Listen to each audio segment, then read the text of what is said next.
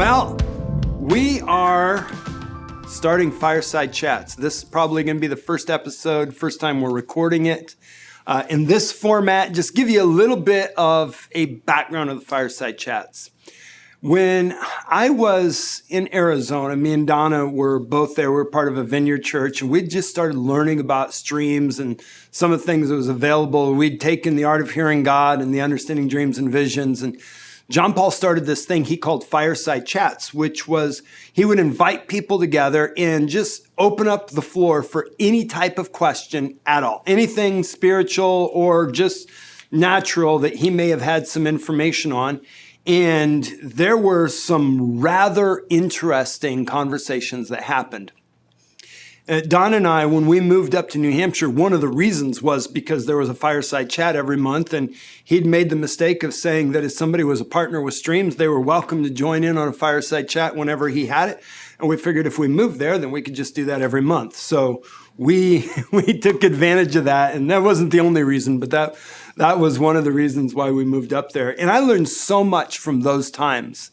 And I wanted to create a place where we could start to explore questions. And I'm sure there's going to be questions that are going to come up that I'm going to be completely stumped, and maybe we'll have to come back and do another video or something like that where I answer them after I've done some research. But we're starting out this set of Fireside Chats. We've got some people here. We just finished recording our Intro to Prophecy quarterly seminar. Some of you may have gotten to see that live when it came out. If you didn't, we're going to be putting out the recording of that over the next couple months. You will most likely be seeing it not too long after this comes out. But some of the people were here for that. We thought this is going to be a great opportunity. We've got some people that they're going to have some great questions. Why don't we see what comes up out of the conversations?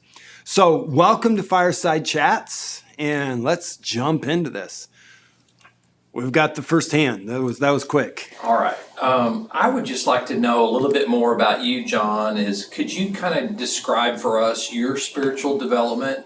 You mentioned you've had an alcohol, drug abuse background. What were some of either the works or the books or the moments for you in your life that you feel like you can look back on? You can say, this really formed this was a starting point, a launching pad for me. Could you describe for you those moments that were basically sacred moments in your life? And I would say probably as much seasons as moments in a lot of ways. There's obviously that moment when it was the first day when I'd encountered the Lord. I didn't even know I'd encountered the Lord. I just woke up, things were different. And when I realized things were different, I went to put in a music CD, and I couldn't put it in because I knew that he wouldn't like it, and I had to figure out who he was. And all of a sudden, I realized I was aware of the presence of God. That was a moment, if you will. That was key. But a lot of the growth came through seasons of time. That period of time, we were going to a vineyard church, and our pastor had gone with John Wimber to a lot of the big conferences that he'd done in Australia, South Africa, England, around the world, gone to Anaheim. And being a vineyard pastor, he was invited to be on the ministry team. So he got to be right in the middle of all these crazy things that were happening. And he would always bring back the tape sets from the conference. And he would take those tape sets and take them to the library, and they would make copies of the tapes and make them available as a lending library. I was going to church, reading the Bible through, and I kept on coming up with these questions.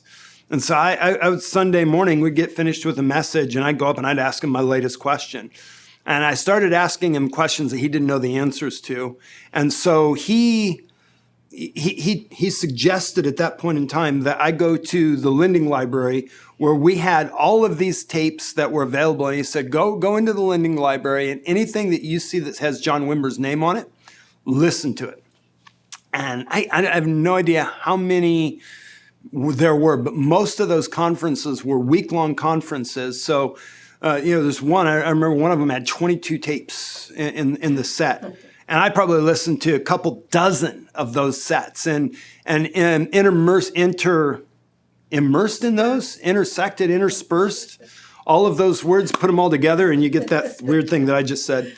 In the midst of those was tapes from Kansas City during the Kansas City Prophet days with Bob Jones, where Mike Bickle's interviewing Bob Jones, Mike Bickle's interviewing Paul Cain, John Paul, and different ones. And I got to be exposed to that. And the very first Let the Fire Fall conference right after Toronto broke out, when John and Carol Arnott went up to Anaheim.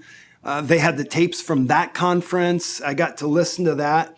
And one of the beautiful things that they did during that period of time is they kept the ministry time on the tapes. So you'd have the message, and then after the message, whatever ministry they did, they left the tape rolling for that ministry time. And I was, at the time, working as a pizza delivery driver. And I had 40 hours a week where I am in the car and I can listen. So I got discipled 40 hours a week for probably a year. I listened to message after message after message. Most of the time I was in the car, I was listening to messages. Even when I was home, I was listening to messages. So that season really marked me. And that's the foundation that I'm still building on, the understanding of the kingdom of God, of signs and wonders, the value for the move of the Spirit and the prophetic, and listening as Wimber and these other speakers would minister and trying to figure out how they were getting this stuff. How did they know that somebody's hands are burning right now?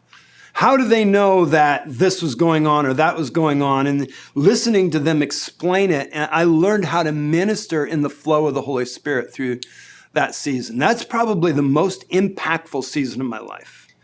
And it was because you fell off a ladder. Well, yeah, and it was because I fell off a ladder. This is my wife, Donna. She's not on the camera, but you just heard her voice.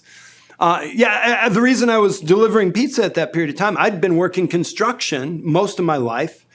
And I was trying to do a piece of construction, made a really stupid decision, fell. My feet were on the top of a 10-foot ladder. And when I fell, my brother caught my head so that it didn't hit the floor, but my wrist and my tailbone did. I shattered my wrist, broke my tailbone, and was in significant pain, emergency surgery. I mean, it was pretty rough, but I was not able to. It took me 6 or 7 years before I could move my wrist clear back to 90 degrees. It's not has quite as much movement as my other wrist. I can go back further. This one I can't quite. It took me a long time to be able to do that. I couldn't do push-ups for about 8 years because the pain from the strain. So I'm not doing construction anymore. And I had no job skills whatsoever because I was a high school dropout. I got my high school diploma right around that time, shortly after that. All I could do was deliver pizza. So that put me in the car for 40 hours a week, which was God's way of preparing me for ministry. That was my seminary, it was my Bible school. And it was amazing. So that was one season. There's 2 other seasons that were significantly formational, if you will. The second season was when we moved up to New Hampshire. We'd been taking this couple of the streams courses and really wanted to grow in the things of the prophetic and dream interpretation. Just knew that was something God was leading us to. So we moved up to New Hampshire to be a part of Stream's community that was up there. Had no idea we were going to be on staff. Had no idea what that was going to look like. We just knew that there was a church up there. They were doing Fireside Chats, and they were going to do all the courses there. And we were traveling literally all over the country to take the Streams courses. We lived in Phoenix. We drove from Phoenix to Atlanta, Georgia to take the Art of Hearing God and Understanding Dreams and Visions course.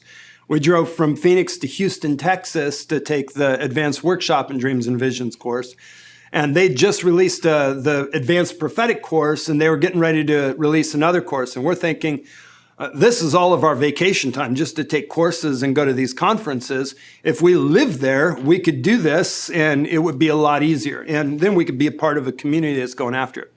That's why we moved to New Hampshire. And that period of time was probably the high point in many ways as far as the number of staff and the community that was developed. The area of New Hampshire that we were at was not a populated area. It wasn't an urban center. It was very rural, small town, small group of people. And on staff, we had between staff and interns around 70 people. And most of those had families. So there's a good 100 to 120 people in a town of 1,000 people that were Streams community. We started our own church just because there was no place that was open to the things of the Spirit within driving distance, especially when it became winter time. And in New Hampshire, when it's winter time, driving distance is 3 to 4 miles. It's not, it's not a long way because it's not safe to try to drive, 30 minutes, 45 minutes, or an hour, which were the closest churches that were even open to the idea of the Spirit moving. So we had this community, and we spent all of our free time together. We'd be in weekends, we'd get together. We're part of an intercessory team. We'd pray together. We'd start work.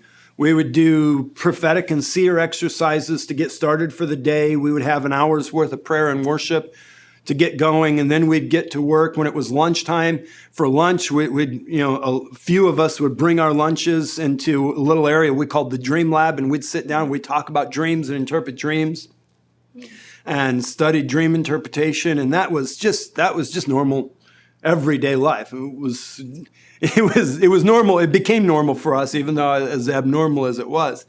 And that season, the level of supernatural activity that we were part of, the things that we saw, it was insane. And Pinnacle. Marilyn was part of that. She was living in Massachusetts or Rhode Island at the time, and she'd come up to a lot of the things that would happen in there in New Hampshire. 3-hour drive. It was astounding, the stuff we saw. I remember one day we were working, and one of the guys at the time was really pressing into the seer gift. And he described this afterwards, but he's sitting at his desk and he sees a red line of light going from in front of him, and it went out his office door. And he decided that it would be good to follow that light because God was going to show him something. And so he gets up, follows it, and he follows this string. It looked like a string in the air to him. He followed it all the way to one of the other staff members, and it went into her shoulder. So he thought, well, that's fun. So he touched her shoulder.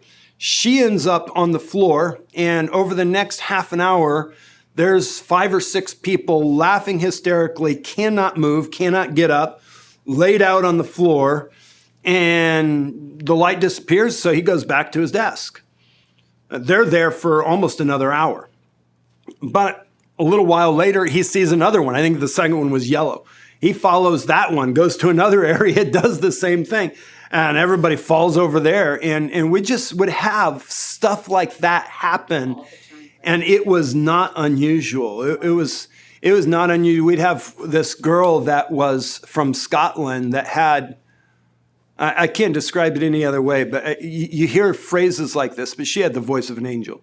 When she sang, it opened up stuff like I have never experienced in my life. And she'd just walk through the halls and just worship, and this wave of presence would follow her. And there'd be times where I'd just walk behind her just to be in that wave of presence and to hear the sounds. And there, just stuff broke out. And I learned so much about the seer realm and following the invitations, because God, when he opens something up, there's often, it's an invitation, not always a command. He does give commands, but if we only follow the commands, we're missing a bunch of what's available. And I learned to follow invitations in that season.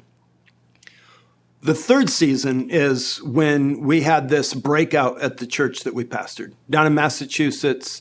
We had a season of 2 years where you could count on the fingers of one hand the number of services where someone did not get healed. We had everything from tumors disappearing, medically documented MS, before MRI, lesions on the brain, after MRI, no lesions on the brain.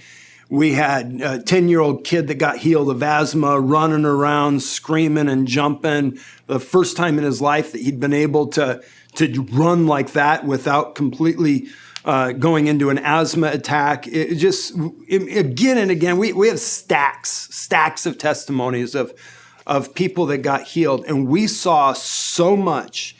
And it was in that season that I realized how empty supernatural activity can be.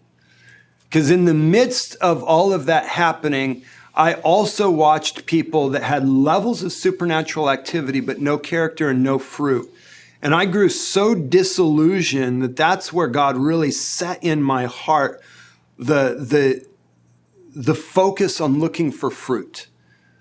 Because it was astounding, the stuff we were seeing. And we'd see, we had a guy and I believe that he probably would have visions of being in heaven and having these encounters with God.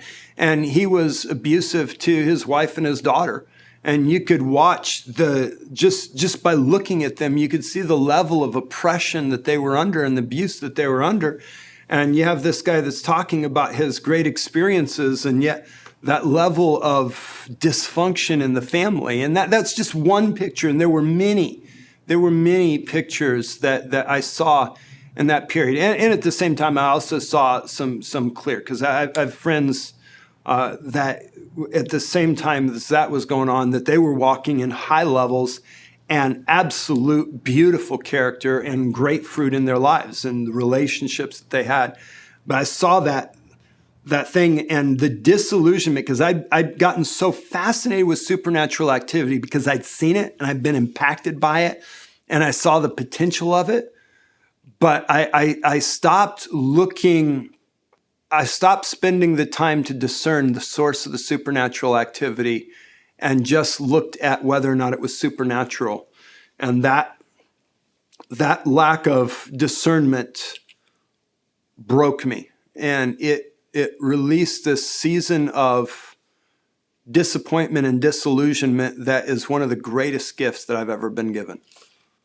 Because I came out of that season with a higher passion for God and a adamant hold on looking for the real in the midst of all the fluff, and that allure that mere supernatural activity that doesn't carry the fragrance of Christ it's gone.